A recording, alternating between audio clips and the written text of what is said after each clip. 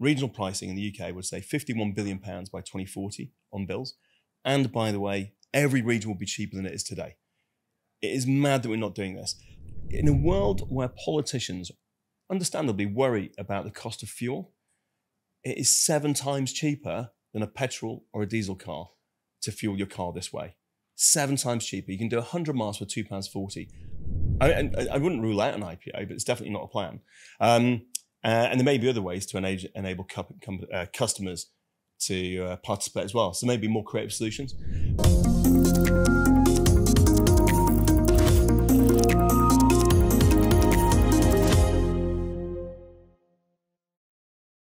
Hello, I'm Michael Liebreich, and this is Cleaning Up.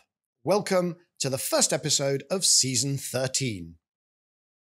Before we get started, I'm delighted to announce that we have some new supporters.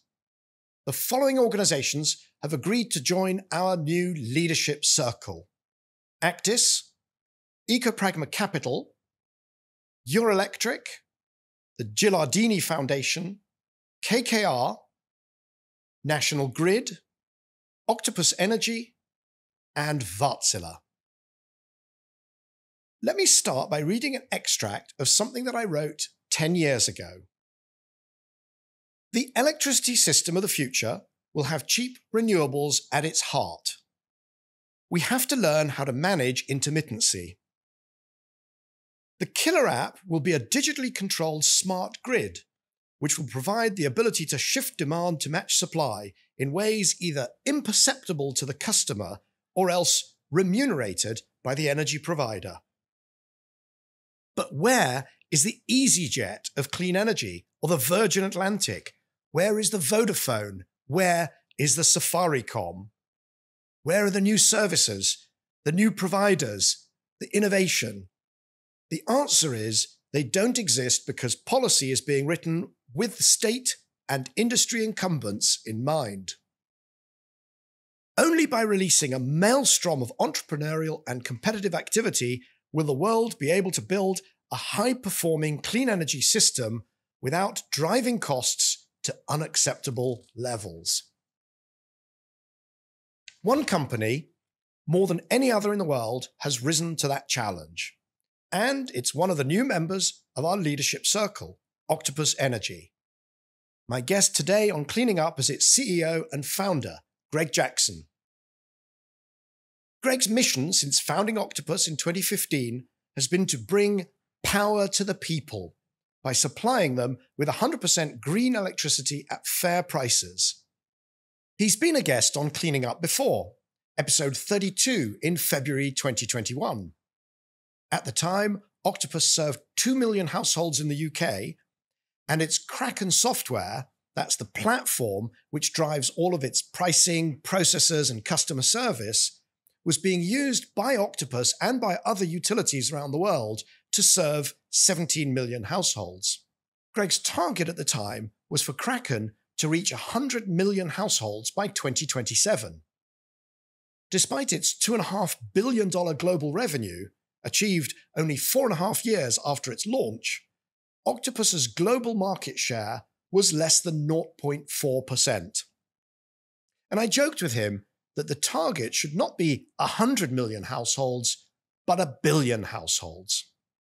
So, let's hear how Octopus has been getting on since then, and whether its appetite for growth has been increased or tempered over the last 3 years.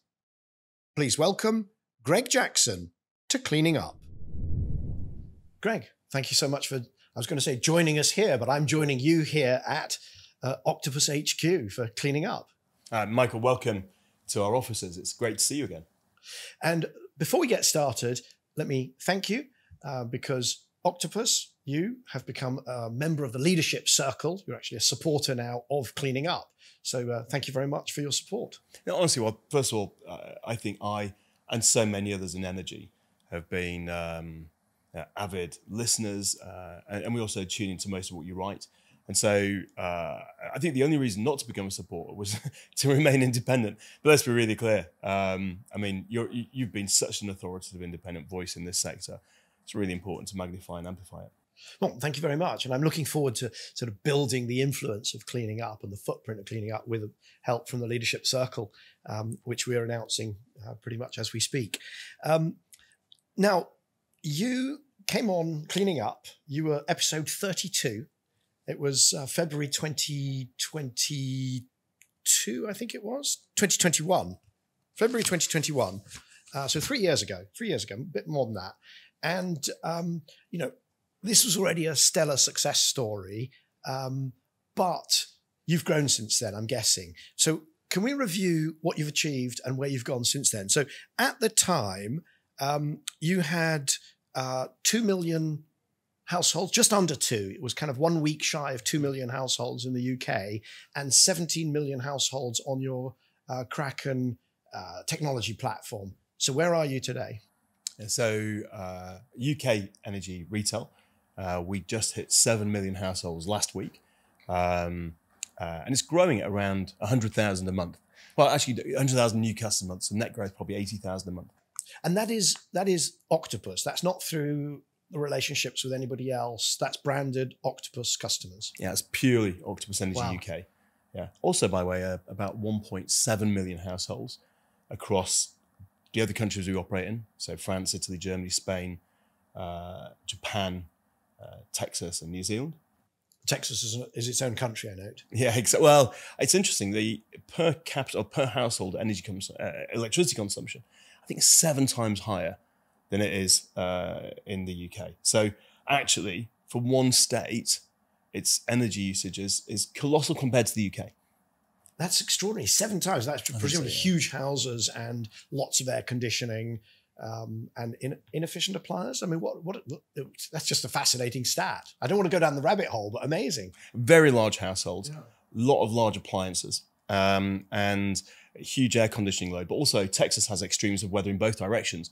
So just a lot of energy usage. So now, 3 years ago, you only had operations in, I think, UK. You were just launching in New Zealand. You had Germany and presumably Texas. So where else have you gone? Which other countries have you got now? In retail, in retail, yeah. Yeah. I can't remember which ones we had then, but I mean, it's interesting. During the energy crisis, we didn't launch any new countries. And we're currently present in 8 of the top 10 competitive markets globally. So I don't actually know whether we've launched any new ones recently. Right, but and then you've also got, though, you had contracts at Kraken, which is your technology platform, at the time had deals with Origin in Australia, Hanwha, E.ON in the UK, and Tokyo Power. So presumably more now? Yeah, so the total number of licenses now is 55 million publicly announced, but I think we've got 8 million additional ones that we signed a contract on last week. So I guess the public number will now be 63, 64 million licenses. But that's just Kraken customer. So that looks after the sort of core process. But then we've also got Kraken Field, which looks after field service management. We didn't have that before. Kraken Flex, which I think was just coming into the fold then, but is now operating in, I don't know, maybe a dozen countries, managing, sort of 40 odd gigawatts of flexibility. And then also Kraken Grid, where we provide hardware, software for monitoring and management of grid and distribution. Okay, so just if we go back to the number of households, right, because we had some banter. You had a target of 100 million households using Kraken, either Octopus branded or not, by 2027. And if I add up, you've got 7 million in the UK, plus 1.7 million elsewhere, Octopus customers, and 63 million households under sort of Kraken licenses. So the 63 million includes Octopus. Includes Octopus. Okay, yeah. So you're at 63. The number's 63 now. And your target was 100, because the banter that we had was, I didn't think that 100 million in 2027 was aggressive enough. And I don't think it is it? No, well, it's really hard putting targets in businesses, because I think if you undershoot your targets, then, you kind of risk holding back on your ambitions and actually a self-fulfilling failure to achieve. On the other hand, if you overstate them, then you end up in a record where you're seen as not delivering. So, 100 million is definitely looking a bit on the light side. And given that the pipeline at the moment would probably take us north of that. That's a slow pipeline. It's a very, very, what's the word? It's a huge process for companies to think about moving something like Kraken. I'm guessing it's a 2-year process. So the sales process. The sales process, bringing people on board must take a couple of years. It's very much like an earthquake. So what you get is it's very, very, very slow movement for a long time, and then very sudden. So most of the people that we are talking to about Kraken, you'll be having conversations on and off for 2 or 3 years, and then suddenly it happens. And given that we've now got this track record of about 30 or 40 successful migrations, I think it provides more and more confidence that Kraken is the only globally deployed cloud-based next-gen platform for utilities, especially energy. So I've heard that process described as ringing for service at the Connaught. Apparently there were these tassels. Initially, for a while, sort of nothing would happen, and then suddenly all hell breaks loose. So that's what it's like getting one of your licenses on board.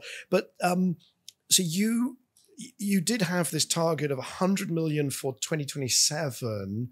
I mean, certainly at the growth rate that you've got, you will get there in probably a year, I would have thought. If you've got to 63, you must be growing at 30-40% per year. So you'll get there. Now the question is, when would you have that 1 billion target? Is that sort of 2030? Well, 2030 is quite in vogue in energy at the moment, isn't it? Yes. So yeah, perhaps saying 500 million by 2030 might be something we should think about. It doesn't feel ambitious enough, just on growth rates, because there was a statistic that you came up with actually when you in the episode 32 in 2021, which was that you had grown 4.5 years.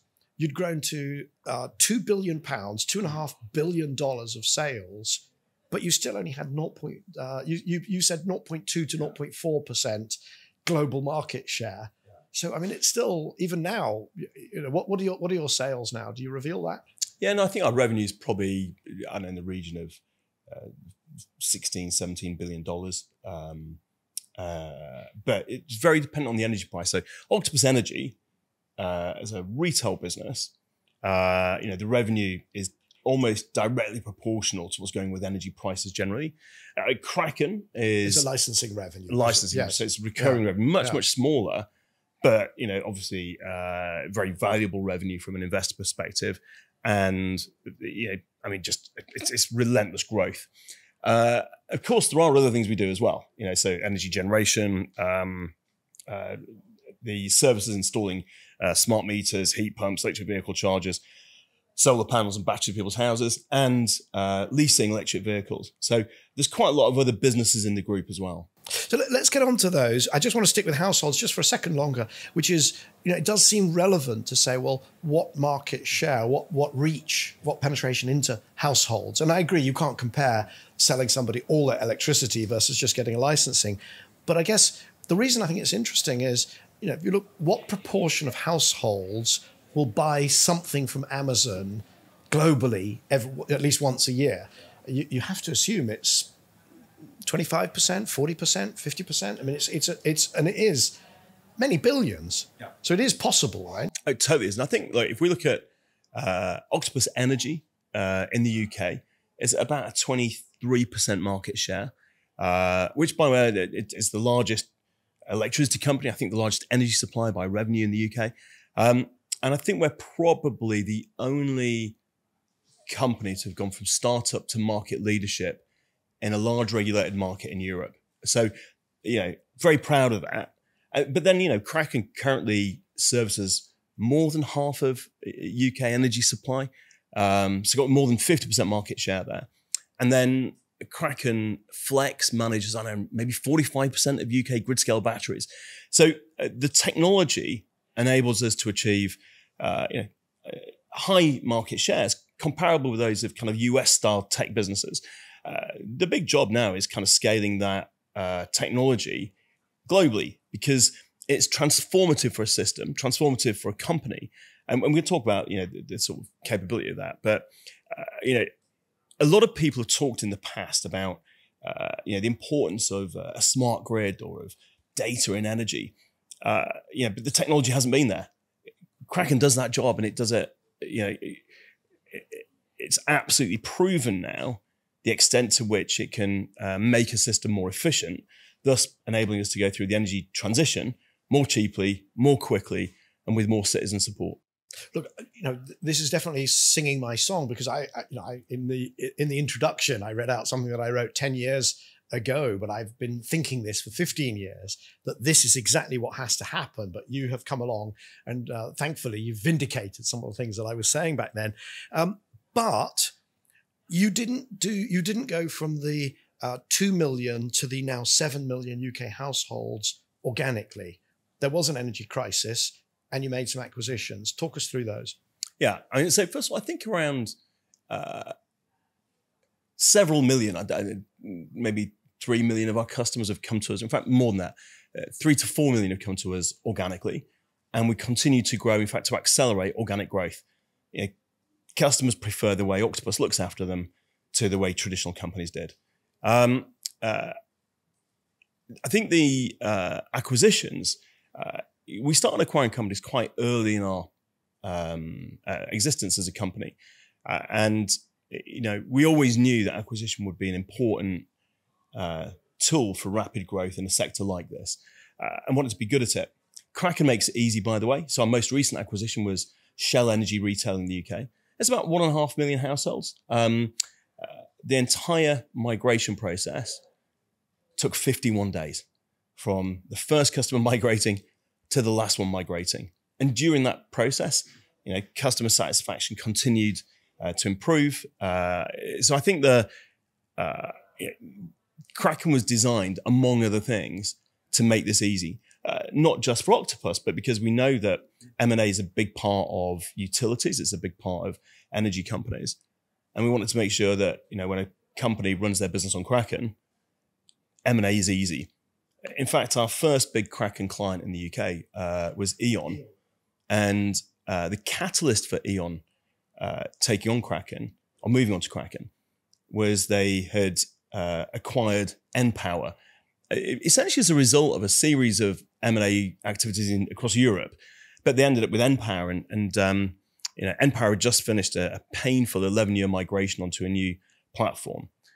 E.ON had a sort of a relatively old mainframe style platform. And, they just had to work out how to bring all these businesses together. And so they used the process of migrating onto Kraken to allow that operational transfer to occur. So I think the first thing to say is, the first thing was that most of our growth has been organic, but M&A enabled by Kraken has been very powerful. And of course, during the crisis, we took on, I think, IRESA. That was before the crisis. So we took on Bulb. Bulb Avro, was the big one, was a very high profile one, at least. Yes. It was. Well, Bulb was high profile because it was so large that it couldn't go through the normal insolvency process in UK energy, the supply of last resort. Instead, the government had to effectively nationalize it. And then, they sought to find a way to take it out of national ownership. So let's dive into that Bulb one, because there were some other acquisitions you wanted to list, but I want to dive into Bulb. No, so I think that was the big one. There've been loads, but obviously that's big, yeah. So Bulb, I was following it, not an expert. You obviously you will have been under the hood looking at it in much more detail since you acquired it, or before you acquired it. But my understanding is basically that they were, selling energy contracts, so selling long and buying short. And then when the energy crisis happened and all the prices went up, they were just exposed, hugely exposed, and went bankrupt. Yeah, that's precisely right. Okay. So, and one great thing about your podcast, you've got an expert audience, so they will understand Bulb was essentially incompletely hedged. It had a roughly 3-month hedge against a 6-month price period. Right. So you sign people up and you give them guarantees on their energy prices, and then you have to meet that demand in the market, and it got really, really expensive and they went FUD. Yeah. But you didn't. Yeah. So why did they go bankrupt and you didn't? We've always been fully hedged. Our internally, the risk focus in Octopus has always been extreme. And so, for example, one feature of Kraken is the ability to model phenomenal number of scenarios and make sure that in all of them we're covered. And so, frankly, and the energy crisis was obviously a colossal shock to the market. I mean, at one point, the wholesale price of gas was 15 times normal. But the risk management within Octopus was absolutely focused on ensuring that whatever scenario, we're covered. And there are vast amounts of data in that. I think what's unusual, when we were first being audited as a large company, the auditors had to get specialists in because so much of our risk management is run in software. We build software rather than running a gazillion spreadsheets. And if you look at what a lot of traditional energy companies do, for example, in risk management, you'll have large numbers of people running their hedging module, their volume forecasting, all this stuff in spreadsheets. And the problem with spreadsheets is like tucked away, there are macros and more tabs, and they're dependent on other files. And there's no way of automatically auditing that stuff. Whereas with software, when every line of code we write, everything is reviewed by humans, but then you have a unit testing, automated testing of each bit of software. And it's all run through a version control system. So if anyone ever changes anything, you can trace back. In fact, you can roll back. And so you end up with dramatically greater risk management when you're doing it using software control tools rather than traditional spreadsheets. But you do take risk. So as an example, the very first agile tariff, you had to introduce a price cap because you were exposing people. You were saying to people, right, our wholesale price goes up and down. When it goes down, you can benefit, which is very nice, charge your EV, run your heat pump, whatever. But you had to give them a price cap because of the worry that suddenly the price would go 15x up or something like that. So you were taking risk. Yeah, and in fact, I think we take loads of risk. The key in risk management is to know what risks you're taking. I think a tragedy in a lot of sectors, and you'll see it sometimes in energy, is companies take on risk they don't realize and end up in those situations, like you described with Bob. I think on top of that, and by the way, that can happen for all kinds of reasons. And the more manual processes you've got, the more spreadsheets you've got, the more likely it is you've got risk bombs you didn't know about. But then I think the flip of that is when you're controlling risk effectively. And by the way, you can never be complacent. So I'm saying all this in a sort of slightly advice way, but you can't innovate without taking risk. So we take an enormous number of measured, managed risks in order to drive change in this sector. So Agile was just one, but almost everything we do with consumers when we're trying new products and services, we have no idea whether they're going to like them, hate them, how they're going to use them. One of the greatest gifts, right? One of the greatest innovations from Silicon Valley, like we all know about the transistor or the graphical interface. You're going to say rapid prototyping. Oh, I was going to say the MVP. But right, yes, the minimum viable product. Exactly, the minimum viable product, right? And the whole thing here was that saying, look, prior to the digital world, if you wanted to create a product, there was a lot of expense. You had to create machinery and molding and try and find a route to get it to people.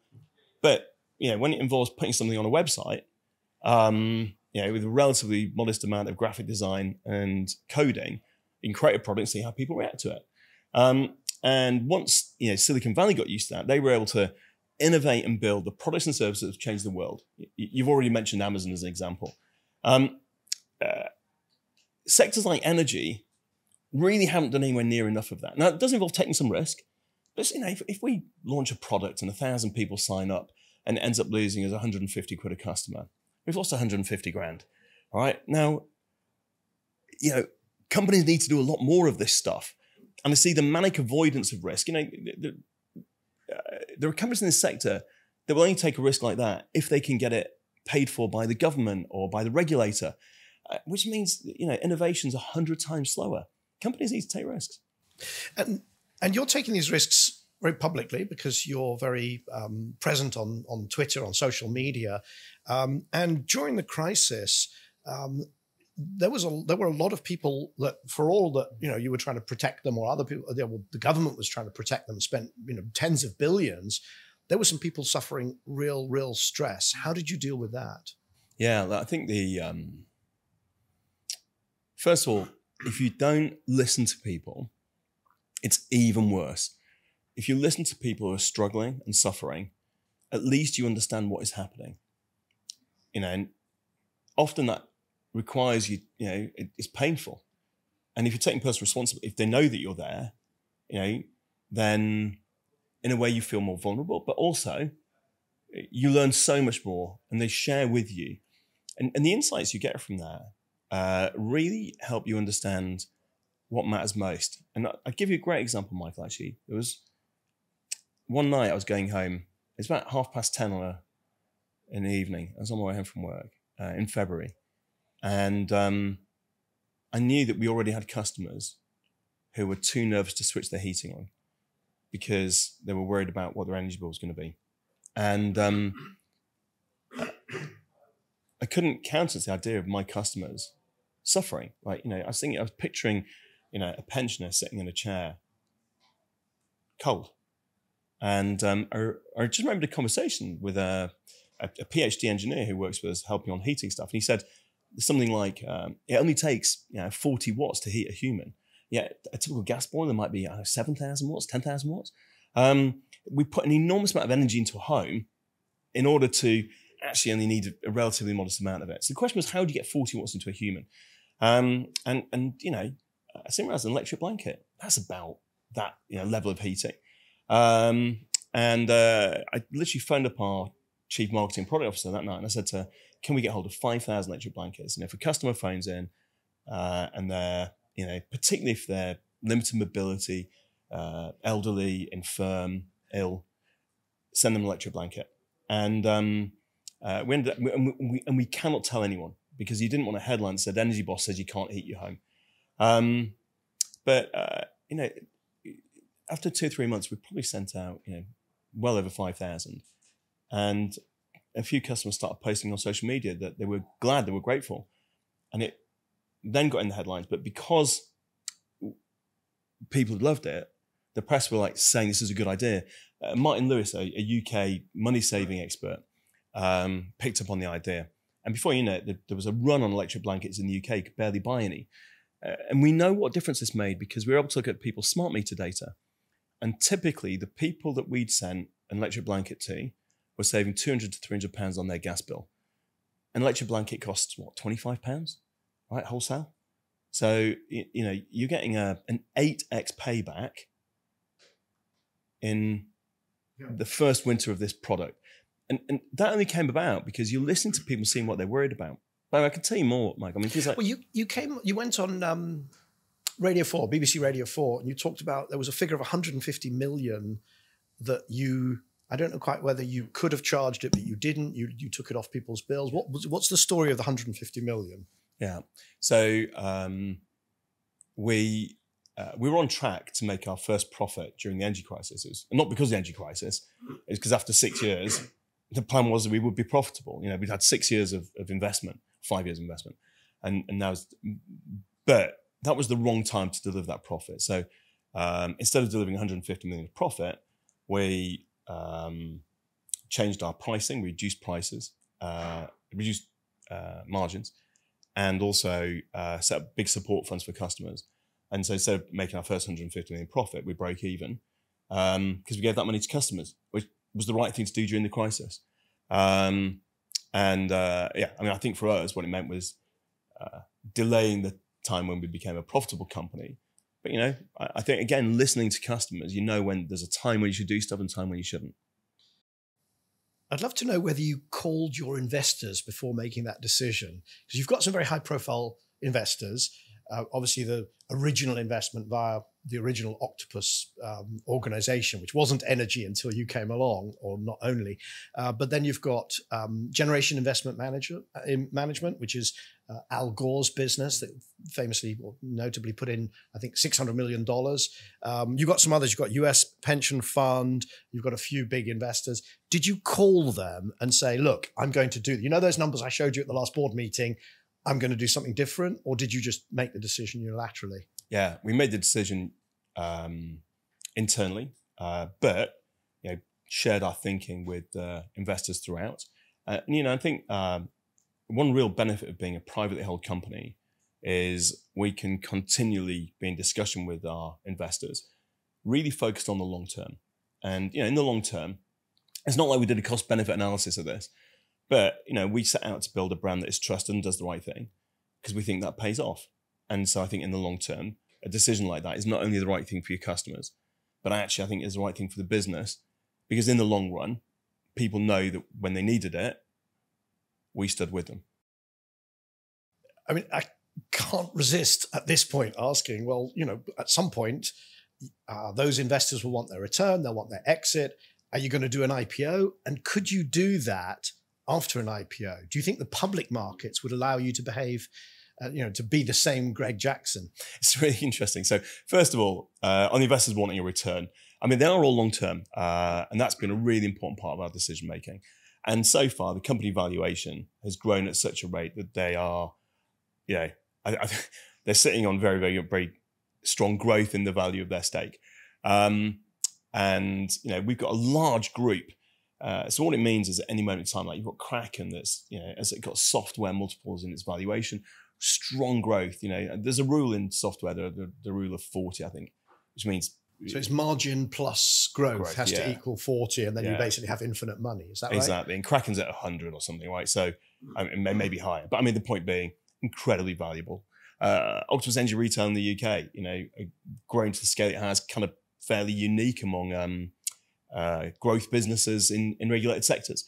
And then the innovations we're doing, like Octopus Energy Services, making our own heat pumps. There's loads of areas that in the long run will create value that we're able to invest in because of our more mature businesses. But for our shareholders, I think there are now a number of very large privately held companies. I think Stripe is one as an example. Yeah, the famous one is always Mars. I believe Mars is private. Great. Sorry, I was looking more when I was at business school, which was, of course, 40 years ago now. I think it still is. Yeah. But I'm also looking at in sectors that are relatively new growth companies, people like Stripe. So, there's no pressure on an exit. But don't you feel like you'd like to let some of your customers who've been such incredible champions for you, wouldn't you like to sort of say, you know what?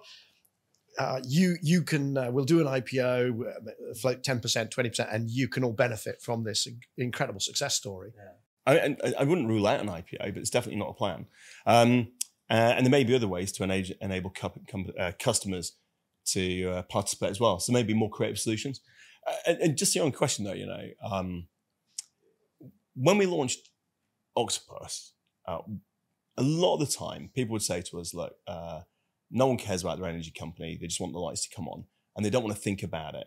And we were like, well, that's totally for people who don't want to think about it.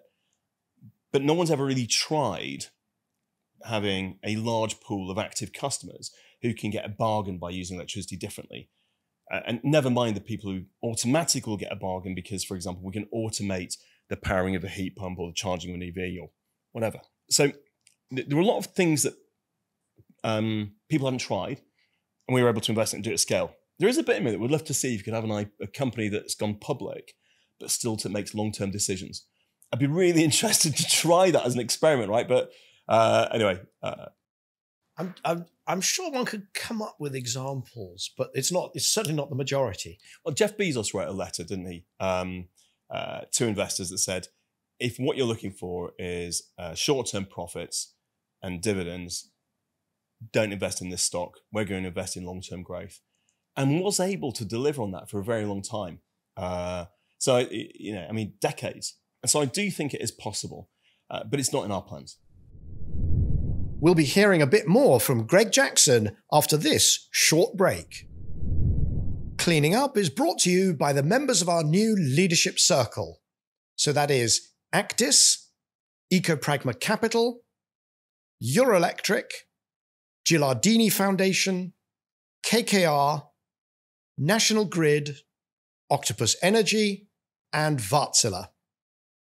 For more information on the leadership circle and to find out how to become a member, please visit cleaningup.live. That's cleaningup.live. If you're enjoying Cleaning Up, please make sure that you subscribe on YouTube or your favorite podcast platform and leave us a review. That really helps other people to find us. Please recommend Cleaning Up to your friends and colleagues and sign up for our free newsletter at cleaninguppod.substack.com. That's cleaninguppod.substack.com. Let's talk about some of those things, because you said that what had not been tested was, for instance, whether people would engage and whether people would, you talked about almost sort of gamifying so that people can make a bit of money by charging their EV or whatever. But you've done a lot of work on flexibility, on delivery, which was also unproven. The idea that a utility could actually deliver flexibility into the system. So if it's not windy, that you can actually do something about it. So not just with a small minority of customers who might be super engaged, but large numbers of customers. What has been your experience so far on that? I mean, it's been relentlessly, every time we test stuff, we find appetite. And it's a bit like going fishing in a lake that is full of hungry fish. Put some bait in the water and there's plenty of people wanting to take it. So give an example. That sounds marvelous, but give me an example of what sort of and put it, if you could put it into, give it a scale as well. Give it some megawatts or some gigawatts. So at one end of the spectrum, we've got well over a gigawatt of flexibility on electric vehicles on just one tariff here in the UK. So how many electric vehicles have you leased? Because this is Octopus EVs. Just disclosure. My wife is a customer, and we're just about to get our second one. So we've been a customer for 3 years. How many have you got? And then you say you've got a gigawatt. How does that work? So the two businesses are separate, but in EV leasing, we've leased over 20,000 electric vehicles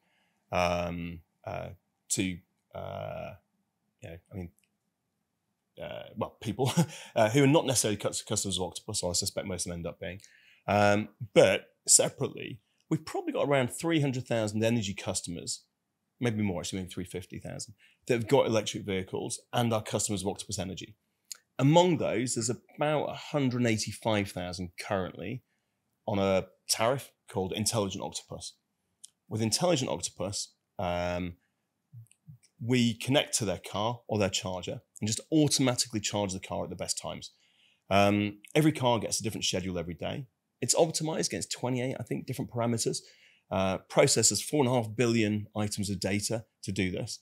Among other things, the system uses a bit of AI to estimate when each car is going to come home. I was going to say, that's a big spreadsheet. Yeah, exactly, yeah. It then estimates how much battery each car is going to need. It's done a whole load of forecasts on grid pricing, but also other measures like grid balancing requirements, so that it can create a schedule for each car. Collectively, those cars currently, I think, are 1.2 gigawatts of flexibility. By the way, a year ago, it's probably a couple hundred megawatts. I mean, it's growing at a phenomenal rate. And let's put that into context. For the UK, that's a system with, 45 gigawatts peak. So 1.2 is over a couple of percent. Yeah, it's worth having, right? All of UK's power demand is under your control. Yeah, I mean, I think the second bit about it is that's just today when only 5% of the cars in the UK are EVs. Only about half of EVs can integrate with the system in the correct way because they don't all have the kit for that yet, but it's coming. And Octopus has only got a 23% market share. If you multiply all that up, I mean, even if you just go from 5% of cars to, similar, it'd be 100%, Octopus would go to 20 gigawatts. Never mind all the other fact that there's other companies out there and not all cars are compatible. So the point really being, this is huge. I mean, it's colossal. What have you done with that 1.2 gigawatts? Have you used it have you actually wielded it as an actual tool to help the grid? Yeah, I mean, it participates in as many grid services as they allow us to. And, we're always talking to the grid about how that can be useful. I mean, by the way, there's no humans in the loop. This is all just fully optimized, fully automated. So it's managing this kind of balancing at the edge on hundreds of thousands of devices. But then the drivers get just in a world where politicians understandably worry about the cost of fuel, it is 7 times cheaper than a petrol or a diesel car to fuel your car this way. 7 times cheaper. You can do 100 miles for £2.40. With petrol, diesel, that'd be like 16 quid. So I've just been to Chile, where they've got 3,000 hours per year in which the marginal power price goes to zero. And they said, Mr. Liebreich, this is terrible. What should we do? And I said, well, so you have people who are filling their cars with petrol and diesel whilst you're constraining, whilst you're not generating as much as you can from the wind and the solar. It's pretty darn obvious what you do. Yeah, it's incredible. And I think, people coming from an incumbent world struggle to get their mind around this change. But,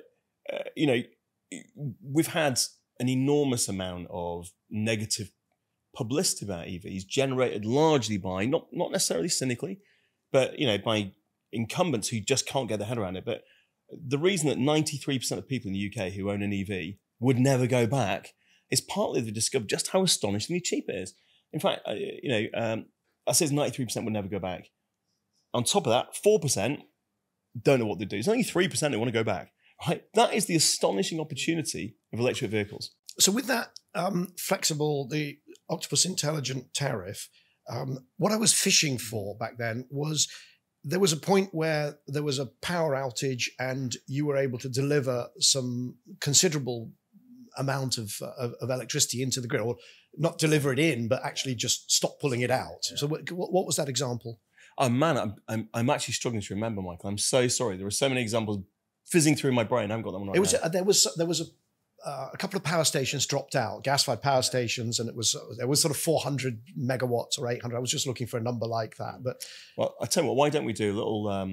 I'll do a 2-minute snippet at the end when I've double checked with the team. I've got the data for you. It's simpler than that. We'll just put a link into the show notes. If anybody wants to know a really nice example, then we'll link to whether it's been written up either in the press or you can put something together. But that sort of brings me on to, there's a number of different areas of flexibility. I mean, you've got your EV business, which we've talked about. I want to get on to sort of locational pricing and how the system needs to accommodate what you're doing. But before we go there, we need to talk about heating. The last time we met was at the launch of the Kenza shoebox heat pump. So Kenza, networked heat pumps. We had Tamsin Lishman on the show. I can't remember which episode, but we'll put that in the show note as well.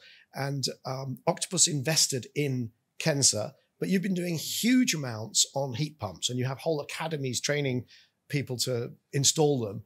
How is that business going? Yeah, it's at the moment, we can't keep up with demand, right? So the first of all, on installing heat pumps, I think we've hired around 2,000 engineers to do this in the UK.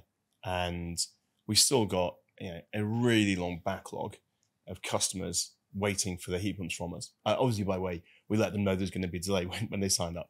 But we need to get to the point eventually where we can install the heat pump same day, next day, as you get with a gas boiler. So when your gas boiler goes, bang, as they do, we can get you a heat pump quickly. So that's where we've got to move towards. But the reality at the moment is, despite a whole pile of unnecessary headwinds, some of them driven by policy, the demand for heat pumps is flying. We're manufacturing our own, and we spent a lot of time on R&D to create heat pumps that are designed to be managed flexibly. Great example, people assumed heating load was non-flexible. Reality is, even in the UK with badly insulated homes, a typical home holds heat for 3 or 4 hours. So a heat pump that is grid aware, using Kraken to understand what the likely cost of energy are going to be over the day, is able to schedule itself to preheat your home prior to peak electricity costs, either time when the grid's stressed, and use very little power, if any, during those peak times. And also our heat pumps run at high temperature, which means that typically they're hotter than a gas boiler. So you don't need to think about new radiators and insulation, any of those kind of disruptive changes. There's still some room to go. For example, homes that don't have a hot water cylinder and don't have room for them are challenging. But, what we're doing is we're able to pick off large chunks of homes and make them doable. So you've been criticised for sort of creaming off the easy homes to heat pump or to switch to heat pumps. Do you think is that a valid criticism? Because that's clearly to go fast. That is sort of what you've done, right? Yeah, I'd flip it around. I'd say that the existing industry largely focused on large expensive homes because a heat pump is a large expensive job. And actually what we've done is we've invested enormously in everything from literally buying our own factories and kind of creating our own designs to training and installers at scale in order to be able to get the cost down for low-cost homes, for more modest homes. And the reason for that is if we're going to replace gas with heat pumps, we have to be able to do the vast majority of homes at a cost-efficient level as a society. I think it's much more like sort of the Ford Model T, right? So by the way, I don't really know, but Ford, prior to the Model T, manufactured quite a lot of different models of car. They were all expensive and quite bespoke and all this stuff. And it was Ford that said, look, if we really standardize, we can drive the cost down. In doing so, and by the way, all of the existing industry said Ford are going to go bust. There's not a market for low-cost cars. These are luxury items. But they did it. And by creating a mass market, they also influenced policymakers to do things like building roads. They influenced other industries to do things like building petrol stations and garages and mechanics. And that then fostered a whole load of other companies who could make cars and make the most of all this infrastructure. That's what's happening here. So if we can make heat pumps a mass market product, which is what we're doing, there is an enormous amount of opportunity for people to do the more challenging homes, the more complex ones, people who want more esoteric solutions, and to build all of the support industries as we change the entire heating sector from gas to electricity over a period of time.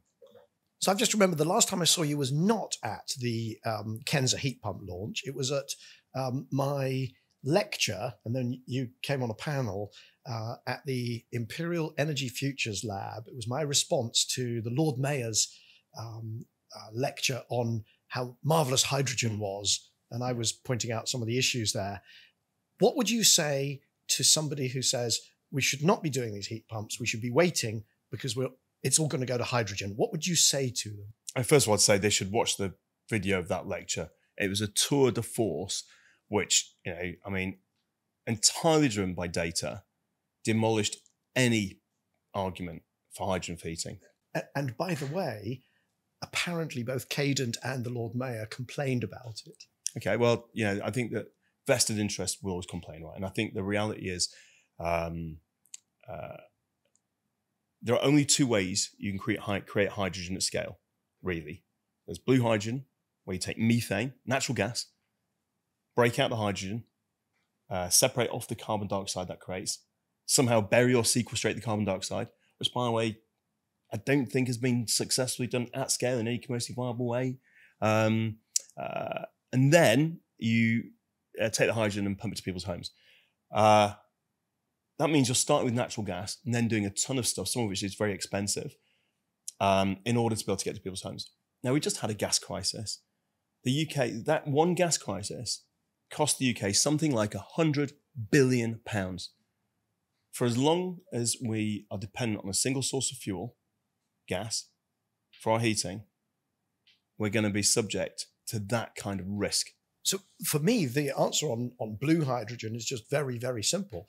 The gas industry's own figures, and this is in it's in the lecture that I gave, and we'll put a link into it since you've been very kind in your remarks about it.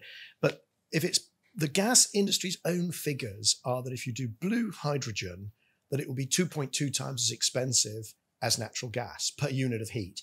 So your utility bills are going up by 2.2 in the best of cases. And green hydrogen, which is the other way, is going to be worse. Well, 6 times more expensive than a heat pump. So I don't want to go too far down the rabbit hole, but I did want to just sort of, get that on the record. I'll tell you what, Michael, sometimes I get accused of being negative about hydrogen for heating because we've got a vested interest. It's the exact opposite way around. several years ago, we sat there and said, look, we can't be a clean energy company and carry on selling gas without working out how we replace gas. We did the work. We went and looked at what do you do to escape from gas to create a clean heating system. And as a result, and it's not hydrogen. No, we didn't have best interest either way. But by the way, hydrogen would be easy for us. As an energy retailer, we could be billing for hydrogen like Billio. In fact, we would because it'd be expensive. But you could see it was not feasible that a nation, any sensible nation, would go down that route for the majority of its heating. And that's why we invested tens of millions of our own money into heat pumps, because we did the maths. And so it's not that we've got a vested interest. It's literally we did the maths and put our money where our mouth is. One other question on heat before we move on to flexibility and what the system needs to do to accommodate all of this. Is it just heat pumps, or have you looked at other forms of electrification, whether it's resistive heating, whether it's radiative heating, all those? There are a number of other technologies. Will you be offering those? Yeah, it's a great point. So let's be really clear. It's electrification of heat that we're really talking about.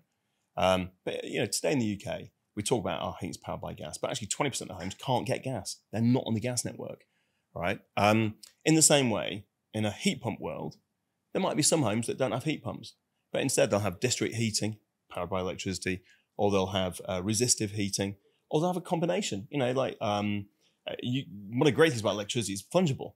So you can have electricity to your home, use most of it for a heat pump, but have one or two rooms heated with resistive. And it all balances automatically. You don't even need to think about it because electricity is so controllable. Okay, so electricity is controllable. We're all sold up to this point, but the UK in particular and Europe as well has very expensive electricity. So this is a recipe for people's bills going up unless what happens? What is the way to get those bills down? We desperately need locational pricing. So the reality today, when it's windy, people in Scotland, where the UK's got tons of wind power, are paying the same price as they do when it's not windy. They're paying the same price as they do in areas that don't have wind power.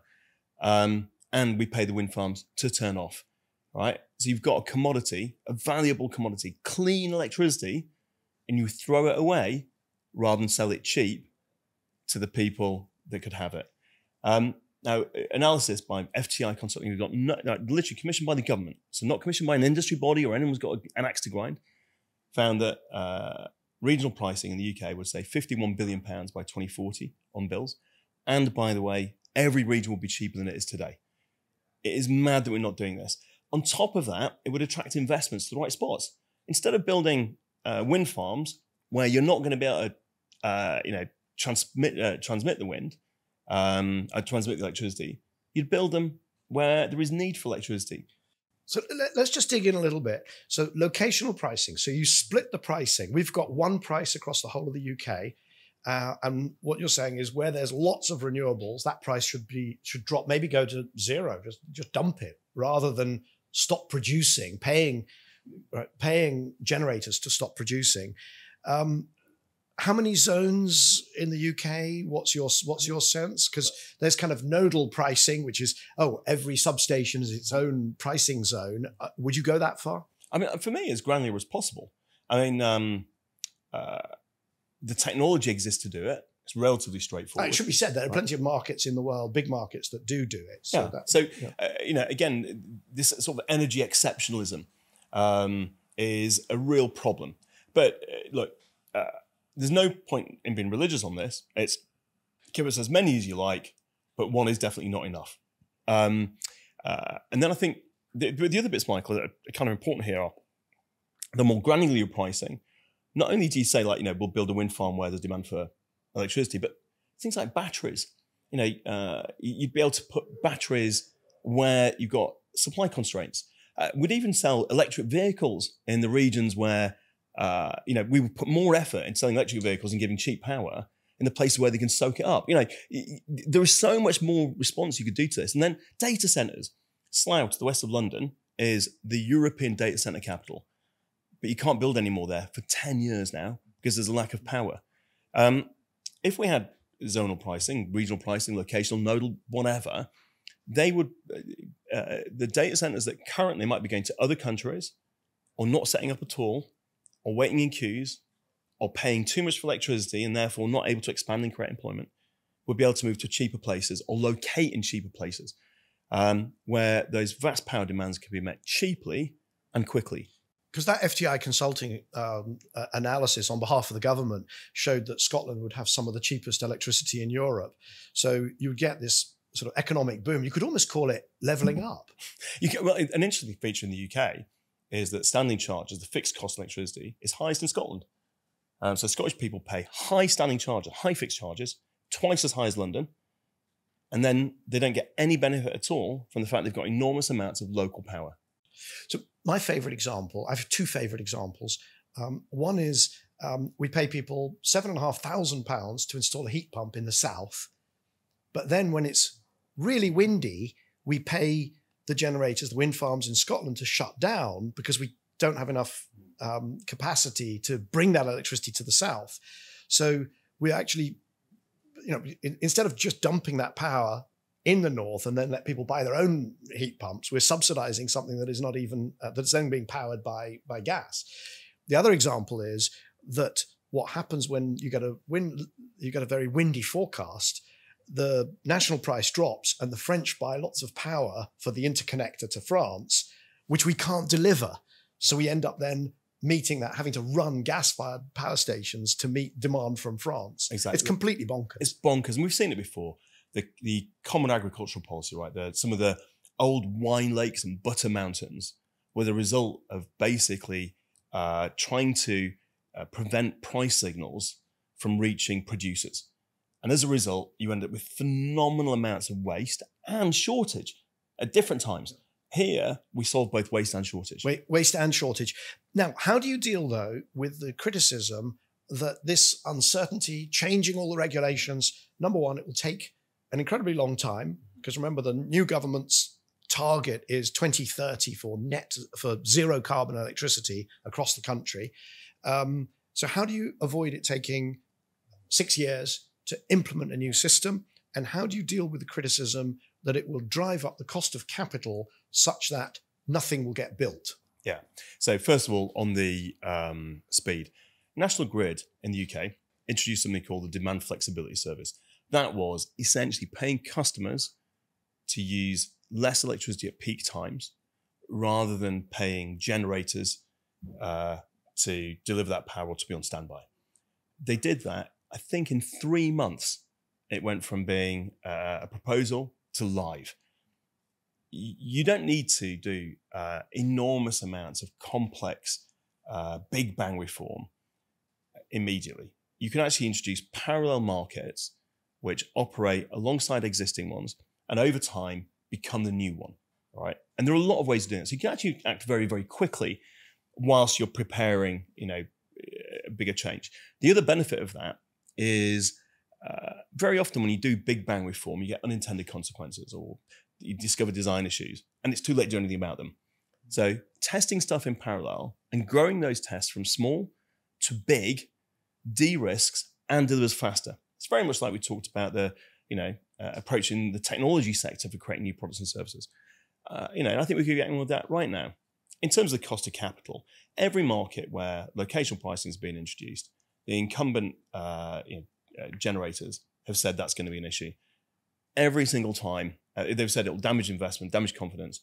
Every single time they've carried on investing afterwards, just as they did before. I'm not sure there'll be any increase in cost of capital. But at the end of the day, sometimes it's worth a very small increase in your cost of capital if you're getting a very big increase in efficiency. And that's what we'd be getting. And there's no point having cheap capital deployed in the wrong places for assets that are literally throwing away what they produce. It's far better to have the assets where they need to be, producing the stuff we need, rather than throwing it away in the wrong place. I mean, you used the word earlier, bonkers. It is mad not to do this. Yeah, certainly in the 20 years that I've been doing this, I have heard repeatedly that any change to the regulatory environment will lead to an investor strike. And you get you do get a hiatus while there's regulatory uncertainty, where people will hold back. But after that, as long as a system is well designed, the investment just flows. Let's be really clear, right? First of all, the system has got to be there to serve the users, consumers, households and businesses who are currently paying near record levels for their energy bills. That's not acceptable. It is not here for the producers. Secondly, the biggest barriers to investment have been the fact you couldn't build anything due to our planning laws and our issues with grid connections. Unblocking those, there will be a tidal wave of capital. The third thing is that 12 years ago, when the CFD system was introduced, they used the exact same language to say how terrible that would be for investment that they're now using to defend the CFD system. And it's the same people, not just the same language, but these actual same people. How do you deal with the alternative, in a sense, is just build more transmission?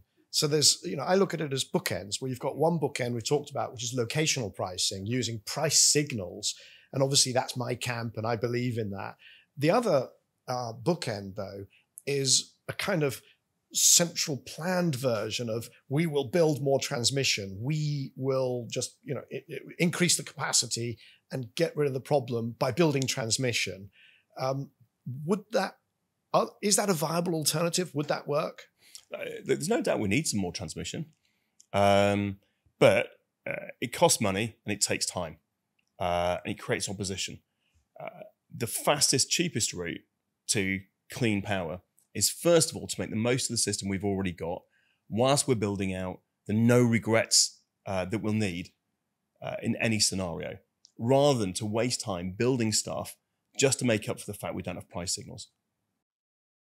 Okay, on the question of speed, incoming government, incoming Minister, Secretary of State for Energy, Ed Miliband, 2030 for a decarbonised electricity system in the UK.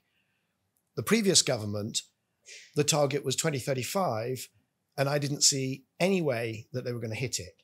Can the new government hit that target of 2030 realistically? Yeah, I think it's doable, but it requires absolutely unbelievably rapid action. And already the clock's ticking. So it needs action now. But I've just come back from China. Fascinating conversation, Michael. We're with one of the biggest producers of wind turbines. And, we said to them, what's the lead time if you want to order 150 megawatts of wind turbines? Just as sort of, for instance. And he said, China speed or Britain speed, right? And we said, what's the difference? He said, well, China speed, we can deliver them in 3 months and they'll be operating within 6. Britain speed, 3 years, 6 years. That's the challenge. The physics and the engineering of this are very, very doable. But do we have the policy framework and the political drive to enable us to deliver at the speed that you can do the engineering? Even on the engineering, though, there is a question. Were we to get to a zero carbon electricity system, what do you do? We talked about this in the episode 32, 3 years ago. What do you do when there's a wind lull that lasts a couple of weeks? And they do. Yeah. It's interesting, right? My own personal view on that is that it's okay to burn gas, right? When build out a renewable system and you burn gas to fill the gaps. Of course, for a zero carbon electricity system, you'd have to do that either using CCUS or some other route. Which we're not going to build in 6 years. No way we're going to be building enough CCS or hydrogen, salt cavern storage, long duration. So what you're really saying is you're not going to get to a net zero, to a zero carbon electricity system, aren't you? Yeah, no, I think there are many complexities in this. For example, if we generate more wind power than we're using and we're exporting it, is that a negative carbon electricity credit? My own view is that if you say that we're going to have a zero carbon electricity system, then at no point must it be generating emissions. It doesn't matter what else you've done that's good elsewhere in the year, because you are still generating emissions, which is not the rules. Or maybe the rules are a bit fluid. I was going to say, and that's why I'm glad I'm not a politician. But as an economist and as a technologist and as someone driven by electrification, I can say that in any scenario, what you want to be doing is building the cheapest renewable infrastructure where you can and providing price signals to enable consumers to benefit from that, and to enable us to invest in the places we need it. For example, batteries in areas of constrained demand. Now, against this backdrop, by the way, stuff we're not talking about that really matters, and again, you see this when you travel to other countries, is the price of batteries is absolutely plummeting. Right now, does that mean we can meet a sort of 2-week hiatus in wind? Probably not. But combined with demand response, enormous amounts of flexibility, lots of electric vehicles, the rate of change of price is quite remarkable. 2 weeks per year is about 4% of the time. And if we could get to the point, we've currently in the UK, 60% zero carbon electricity, renewables and nuclear. If we could get to 96% by 2030, do you know what? I will give Ed Miliband and the government a free pass. Do I think we'll get there? Probably not, but that's certainly how I see it. Well, Michael, honestly, wouldn't 96% be amazing? It would be absolutely extraordinary. And then, of course, since you are a global business, we need to ripple it out around the world. One thing that does strike me is we don't understand this, but exports are not just about stuff you can kick. It's not just about hardware. But when you travel, you'll see that they have Pret and Marks and Spencer and loads of things Britain's really good at in many other countries. And I think it can be the same here, which is if we're really good at the technology, the understanding of how you use markets, the way to make flexibility appealing to consumers. We haven't even touched on the fact that more than half of Octopus customers without an electric vehicle have participated in various flexibility products and services we've offered to save money. Because earlier on you talked about gamifying, and the way I think about it is that it's actually, when you go to a supermarket, you don't think of it as gamified, you just see special offers. And it's the same with electricity. In this world, we provide special offers to people to reflect times that we've got loads of spare electricity or when it's a bit tight. All of them save people money and they act on it. It doesn't need everybody to act on it. If half our customers don't, it doesn't matter, because the half that do benefit themselves and everybody else by making the system more efficient. And if the UK can be good at innovating, for example, these products and services, we've got a massive export industry. So you're talking to a former member of the UK Board of Trade, and I agree entirely. Although the funny thing is, in the political world, the 15% of our economy that makes stuff just enormously trumps, when it comes to exports, enormously trumps anything we can do on services. That's a sad reality. But if anybody can change it, Greg, it will be you. Thanks, Michael. Thank you so much for joining us here today on Cleaning Up. It's been a huge pleasure talking to you. And you too, Michael. Thank you very much indeed. Very good. So that was Greg Jackson, founder and CEO of Octopus Energy, one of the members of our new leadership circle. And as always, we'll put links in the show notes to resources which we mentioned during our conversation. So that's Greg's previous appearance on Cleaning Up, episode 32, entitled Building the Billion Customer Energy Company. Episode 154 with Kenza CEO Tamsin Lishman, Green Heat and Cooling Under Our Feet. My Imperial College Energy Futures Lab annual lecture on hydrogen, and the panel just after it on which Greg Jackson appeared. And also information on how demand response has been deployed to make up for supply outages in the UK. As always, many thanks to the growing team behind the scenes, and make sure that you join us same time next week for another episode of Cleaning Up. Cleaning Up is brought to you by the members of our new leadership circle.